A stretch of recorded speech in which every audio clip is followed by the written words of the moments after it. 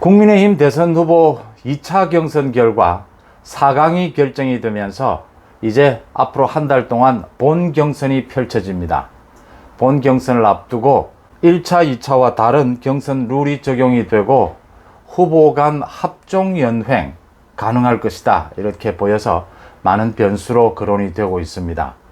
특히 경선 룰과 관련해서 역선택 부분, 역선택을 어떻게 막을 것이냐 여전히 논란이 될 것으로 보이고, 후보 간 합종연횡 여러 형태로 진행이 될 수 있는데 가능성이지만 유승민과 홍준표가 손을 맞잡는 그런 상황이 가장 큰 변수로 꼽히고 있습니다.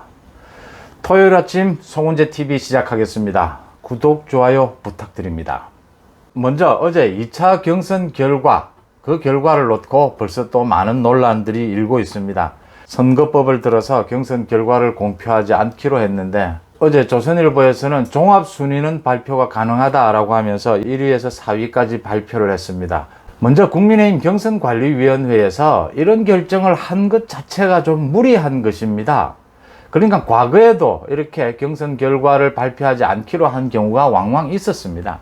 그럴 때마다 많은 국민들이 궁금해하면서 많은 논란만 불러일으켰지 별 그다지 효과가 있었느냐 싶습니다. 윤석열 후보 측과 홍준표 후보 측이 서로 가짜뉴스를 퍼뜨리고 있다, 이런 또 논란까지 벌이고 있습니다. 바람직하지 않은 논란들이죠. 서로 지금 다 각 후보별로 자신이 순위가 어떻게 되고 자신의 득표율이 어느 정도인지는 모두 다 알고 있습니다. 그냥 당당하게 경선을 했으면 경선 결과를 내놓고 이긴 사람은 이긴 사람대로, 또 진 사람은 진 사람대로 전략을 세우고, 진 사람은 또 역전을 노리는 그런 전략을 세우고, 그것이 당당한 것이지 경선 룰을 발표하지 않는다라고 해서 국민들에게 혼선을 주고 하는 것은 맞지 않다, 이렇게 보입니다. 경선 결과 그 득표율까지를 자세하게 말씀을 드리기는 어렵지만 그 득표율을 바탕으로 해서 본선 경선 룰의 문제와 또 합종연횡 부분을 말씀을 드리겠습니다. 이번 본 경선에서는 소위 당심, 당원들로 꾸려진 선거인단의 투표, 그게 50% 반영이 됩니다. 절반이 이제 당심이고 절반이 민심인 셈인데 당원들의 비중이 이렇게 커지면서 이게 본 경선을 좌우할 것이다 라고 보입니다. 어제 2차 경선 결과, 또 1차 경선 결과도 마찬가지였습니다. 당원들이 몰표를 주고 있다. 지금 1위 후보 윤석열 후보입니다. 윤석열 후보에게 몰표를 주고 있다. 1차 경선 때는 2배가 훌쩍 넘는, 2차 경선 때는 3배의 몰표를 쏟아주었다. 그렇게 하면서 경선의 순위를 완전히 뒤흔들어 버렸다. 결정지었다. 앞으로 본 경선에서는 얼마만한 영향을 미칠 것이냐. 이제 당원 선거인단이 55만 명이라고 합니다. 무려 26만 명이 더 늘어났기 때문에 지난 5월 이후에 55만 명이 되는 이 당원, 여기에는 굉장히 청년층도 많다, 새로 입당한 사람도 많다, 또 위장 당원 논란도 있습니다. 이 당심이 어디로 향할 것인가가 중요하고요. 또 하나는 여론조사를 어떤 형태로 할 것이냐, 여론조사 그 설문 문항 말이죠. 이게 당초에 경선을 시작하기 전에 매듭을 짓지 못한 상태에서 출발을 했습니다. 그러니까 본선에서의 경쟁력을 묻기로 한다까지는 합의가 되어 있습니다. 본선에서의 경쟁력, 지금 역선택의 문제입니다. 본선에서 민주당 지지층들이나 이런 사람들이 국민의힘 후보를 지지할 이유는 전혀 없기 때문에, 그럴 가능성은 거의 낮기 때문에 본선에서의 경쟁력, 이 설문을 어떻게 할 것이냐, 이게 지금 여전히 논란거리로 남아 있습니다. 그 문항을 어떻게 만드느냐, 지금까지 적합도보다는 이제 경쟁력을 묻는 상태가 될 텐데, 민주당은 이재명 후보로 거의 굳어졌지 않습니까? 이재명 후보와 경쟁해서 어느 후보가 나으냐, 이런 식이 될 것이냐, 아니면 정말 본선에서의 경쟁력을 따지기 위해서는 민주당이나 열린민주당 지지층들을 여론조사에서 배제하는, 그것도 충분히 가능하거든요. 그런 방법을 사용하자라는 것이 논란이 일 수밖에 없습니다. 경선 룰 못지않게 중요한 것이 이제 합종연횡입니다. 이 후보별 합종연횡. 지금 압도적인 1위가 없기 때문에 합종연횡이 일어난다면 본 경선에서 결정적인 영향을 미칠 수 있다. 여기에서 가장 크게 거론이 되는 것이 홍준표와 유승민이 손잡는 경우가 과연 올 수 있느냐라는 부분입니다.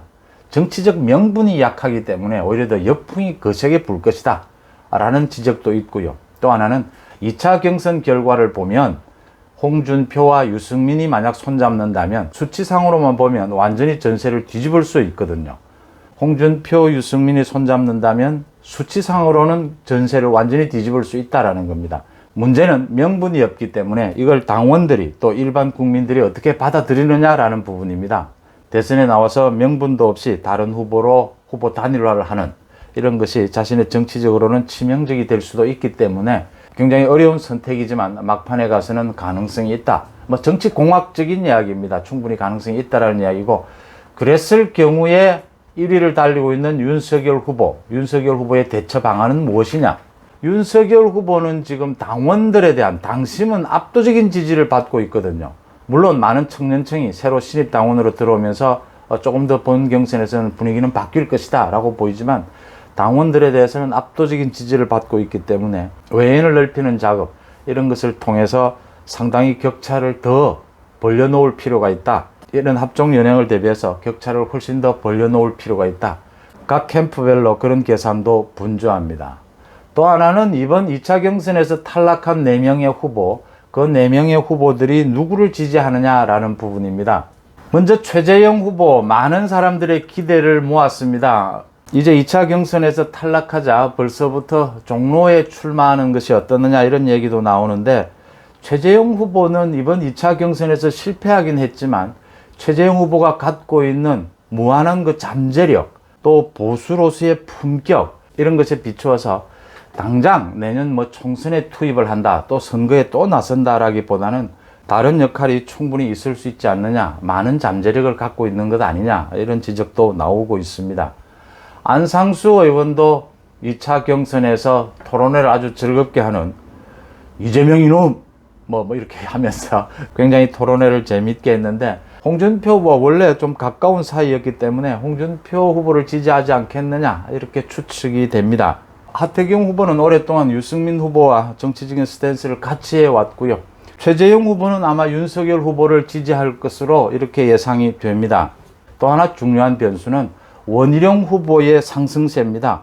원희룡 후보, 소위 1타 강사라고 지금 유명하지 않습니까? 한 유튜브에서 원희룡 후보가 대장동 의혹을 파헤친 그 내용이 너무나 명쾌했다, 또 굉장히 인기를 끌면서 1타 강사라는 별칭까지 얻었습니다. 원희룡 후보의 지지율이 상승을 하게 되면 전체 구도가 좀 크게 변화할 수 있다. 원희룡 후보는 역시 대중 정치인으로서의 매력, 더 신경을 써야 하지 않느냐라고 보이고요. 원희룡 후보와 윤석열 후보는 정치적 궤를 같이 하고 있습니다. 원희룡 후보에게 별칭 1타 강사, 참 대중적이고 괜찮은 별칭인 것 같아요. 이 정치인들에게 별칭이 잘 붙여지지 않습니까? 정치인을 두고 많은 얘기를 하면서 편리함을 위해서, 또 굳이 이름을 거론해서 생기는 그 부담감 등등을 고려해서 YS나 DJ, JP 이런 별칭도 있었고요. 원희룡에 대해서는 1타 강사, 원희룡 후보의 대중성을 확보하는 데도 도움이 되지 않겠느냐 이렇게 보이고요. 또 얼마 전부터는 이제 윤석열 후보에 대해서는 성렬이 형이라고 부르는 것이 거의 일반화되고 있는 것 같아요. 윤석열 후보보다 나이가 훨씬 많은 사람들도 이렇게 얘기를 하면서 성렬이 형이라고 해요. 이게 별칭이라는 게 그렇지 않습니까? 같이 식사를 하고 같이 얘기하는 사람들이 모두가 성렬이 형 이렇게 하면 다른 사람들도 또 그렇게 안 부르기도 그렇고요. 이래서 성렬이 형이 자연스럽게 지금 퍼져나가고 있는데, 예능 프로그램에 나와서 성렬이 형이라 불러라 이렇게 했고, 또 평소 생활하면서도 성렬이 형이라고 많은 사람들이 따르고, 윤석열 후보에 소탈하면서도 그 대중적인 이미지, 여기에 성렬이 형, 이게 맞아떨어지면서 성렬이 형이 윤석열 후보의 별칭으로 자리를 잡는 것 같습니다. 나이가 많은 사람들도 그냥 성렬이 형 해요. 그냥 별칭이니까 그런 재미있는 현상이 벌어지고 있습니다. 역선택을 막기 위한 설문, 어떤 형태로 만들 것이냐 하는 부분을 관심 있게 지켜봐야 될 것 같습니다. 고맙습니다.